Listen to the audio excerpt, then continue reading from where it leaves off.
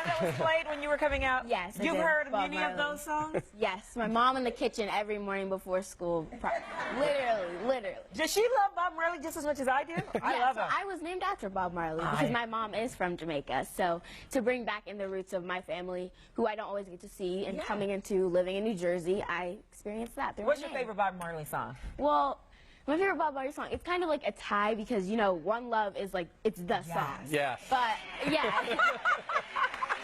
But I also do like I Shot the Sheriff, which is not like the best song, but you love it too. You know, you just have to love it. Yes, you just do. I love you. Yes, so we know you love music, you love Bob Marley, you also love reading and books. And yes. Tell us about this big campaign and how it started. So the 1,000 Black Girl Books campaign is a social media campaign started by me in November of 2015.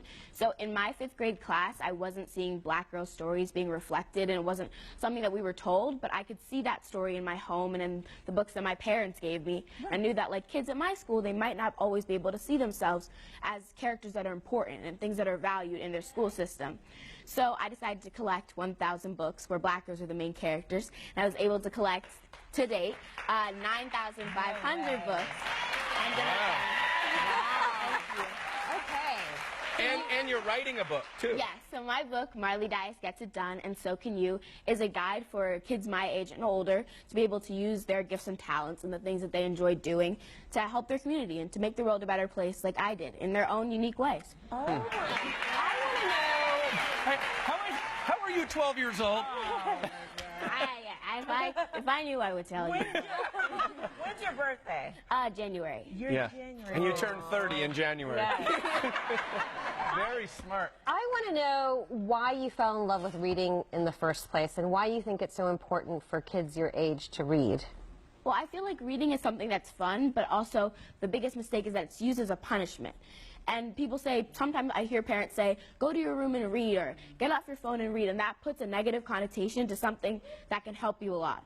So we have, like, reading gives you words. So in a sense, you might be able to get in a fight about something like, oh, I don't like this camera angle, or whatever you want to say it to a producer or something. Yeah. And then you are able, through the books that you read and through the things that you like get to enjoy through novels and whatever you like to read, you are able to express those feelings in a more clear and articulate way. Oh my goodness.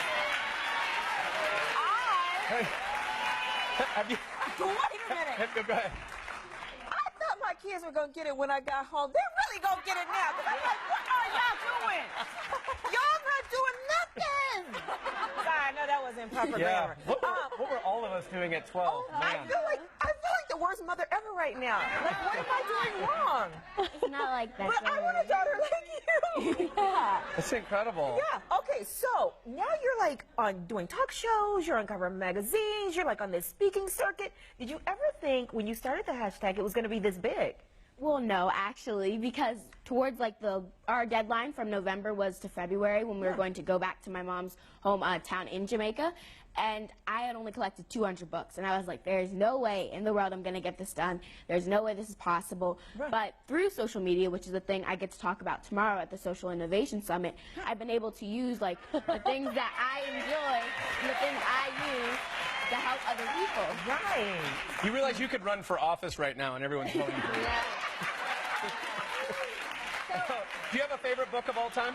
Well, that's a tough question because I get new books all the time, but I'd say my 2 all-time, because I can't pick one, is Brown Girl Dreaming by Jacqueline Woodson. It's a memoir of her life written in verse, and it's really good, and it's one of the first books I ever didn't understand, and I was really frustrated because I was like, I don't understand what poetry means, this word, right. And then I was able to grow and learn and connect with her story a lot.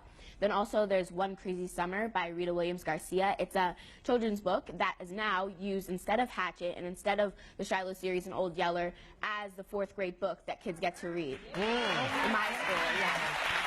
Impressed. Yes. Oh, wow. All right. Really I know, we want to keep you, but we're out of time. What am I like, seriously, I could cry right now. For more information on how to be a part of the hashtag 1000 Black Girl Book movement, it's all on WendyCityLive.com.